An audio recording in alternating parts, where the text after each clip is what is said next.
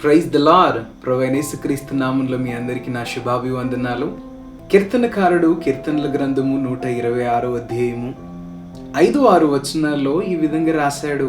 చదువుగా విందామా ఒకసారి. కన్నీళ్లు విడుచుచు విత్తువారు సంతోష గానముతో పంట కోసెదరు.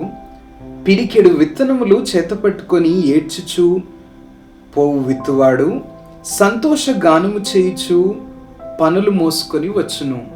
దీని ఉద్దేశము, దీని యొక్క అర్థం ఏమై ఉన్నది? యేసుక్రీస్తు వారు లూకాసు వార్త 8వ అధ్యాయము 11వ వచనంలో ఈ విధంగా అంటున్నాడు. ఏంటి అనంటే, విత్తనము దేవుని యొక్క వాక్యమై ఉన్నది అని. ఈ వాక్యాన్ని లేదనంటే వాగ్దానాలను ఎత్తిపట్టుకొని మనం ప్రార్థన చేసినప్పుడు ఏంటి, ఈ వాక్యంలో రాయబడి ఉన్న వాగ్దానాలను మనం ఎత్తిపట్టుకొని ప్రార్థన చేసినప్పుడు మన ప్రార్థనకు దేవుడు జవాబిచ్చే దేవుడై ఉన్నాడు.